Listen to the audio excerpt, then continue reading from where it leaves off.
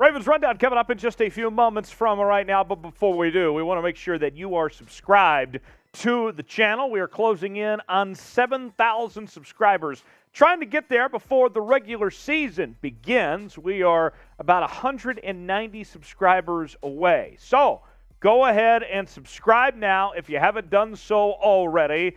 And for those of you that are subscribed, we love you more than everyone else does.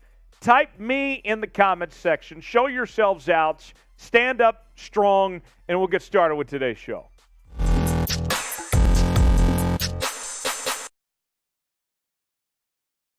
It is the Ravens Rundown. Believe it or not, it's sponsored by Mint Mobile. Plans starting at just $15 a month on America's largest 5G network. Company owned by Ryan Reynolds. We'll tell you more about them coming up later on in the show. You can check them out at mintmobile.com/chatsports. We have the latest Baltimore Ravens news and rumors on today's show, and we're going to cover everything from Lamar Jackson. Got an update on his contract extension talks. Also, Marcus Peters has made his return, and the Ravens have made a couple of cuts as well. We begin with Lamar Jackson. You go back to Saturday, and speaking to the media, Jackson hinted that the deadline to get a deal done is before the season. Week 1, when the Ravens open up with the New York Jets. And in that situation, basically, Lamar Jackson does not want this contract talks to be a distraction as the season goes on. It is get a deal done by the start of the regular season, or this just gets pushed back, essentially. He's not going to be negotiating any contract while the season is going on. And we got an update from Rap Sheet. He was on the Pat McAfee show today, and this is what Rap Sheet had to say on this situation, providing some context. I would be surprised if they, that's referring to the Ravens, go $230 million or $240 guaranteed. Deshaun, that's Watson, had more leverage in his situation.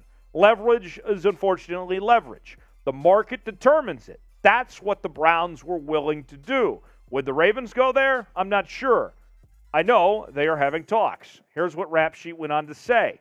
The Kyler Murray deal would be the floor. From what I understand, the Ravens are willing to go more than that, as they should. They're working.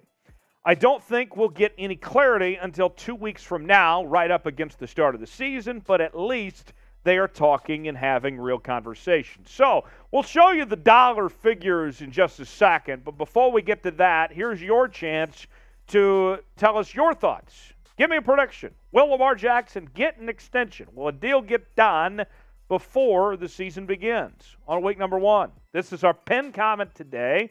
You might get an ad break. Might as well take advantage of it and go to the comment section and tell me if you think Lamar will have a deal done before week 1. If so, type Y for yes.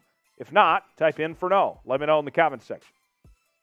So, as you can see, quarterbacks are getting paid a lot of money right now in the National Football League. Aaron Rodgers is the highest paid at $50.27. Kyler Murray sits there at $46.1. Deshaun Watson at 46. And then we see Patrick Mahomes at 45, Josh Allen at 43.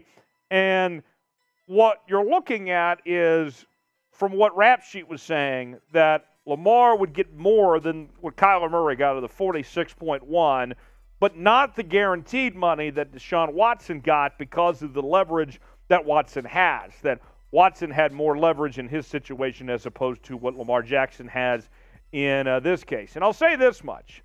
For as much as we have talked about the contract situation with Lamar Jackson over the last few months, he's done everything the right way. He has been an excellent teammate.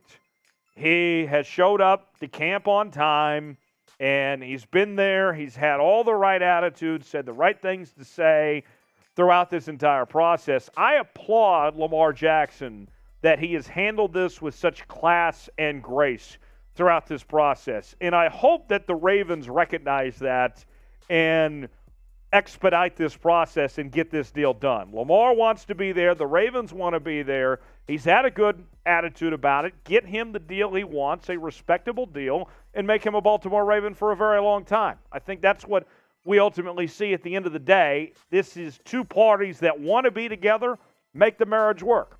Today's show sponsored by Mint Mobile.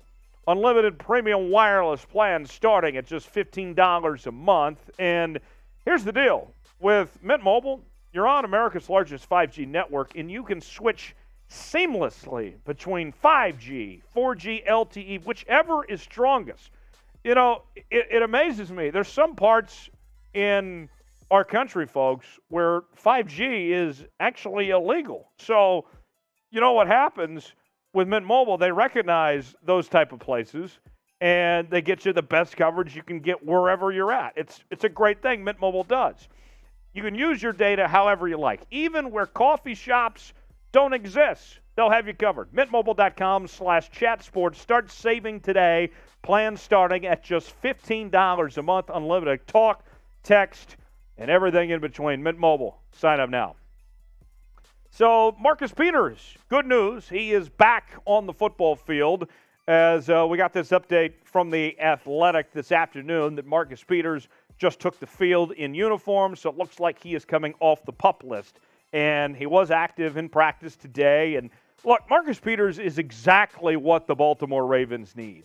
And I've been a big fan of Marcus Peters for a long time, dating back to his days in Kansas City.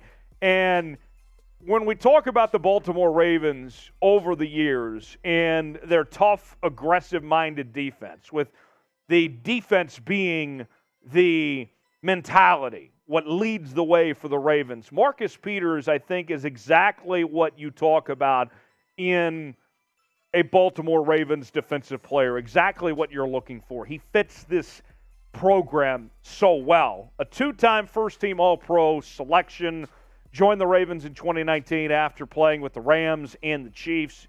Coming off a torn ACL, missed all of 2021. And now you look at this depth chart for the Ravens, the defensive backs. Peters is there alongside Marlon Humphrey.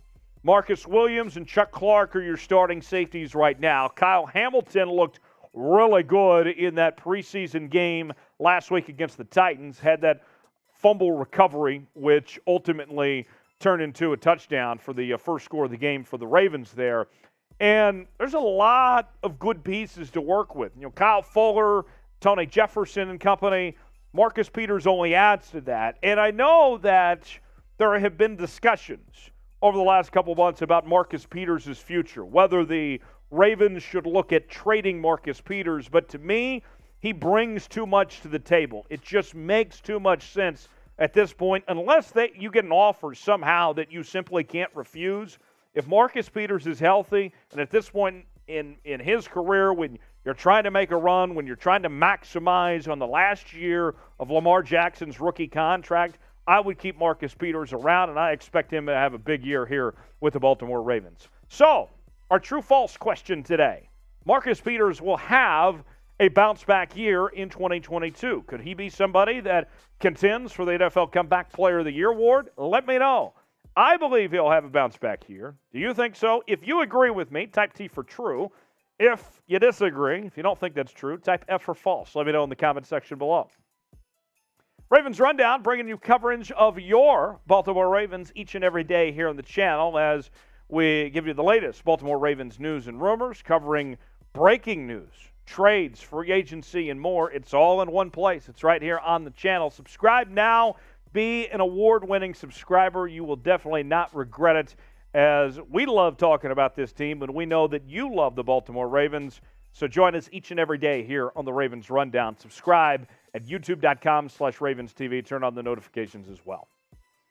Couple roster update notes for you, as the Ravens have cut running back Corey Clement as well as defensive back Robert Jackson. And there was some speculation about some other moves, but as the roster goes down to 85 from 90, those are the first two moves. 3 more coming, and that deadline is going to be on Tuesday. So we'll see who those guys are. One name, I'll say this much, that the Ravens should not be moving on from by any stretch, is Shemar Bridges. Bridges was terrific in the preseason game against the Titans on Thursday night.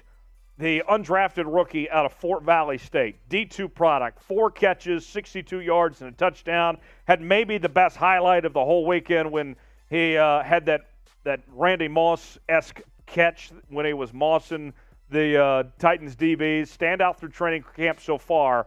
To me, he's somebody I'm watching for. Don't be cutting him. Others, we can discuss, but definitely don't be cutting Shemar Bridges as far as I'm concerned. Now your turn. Before we go, be the GM. Name a player the Ravens should cut. Who should they move on from? Let me know in the comment section below, and we will see you next time right here on the Ravens Rundown.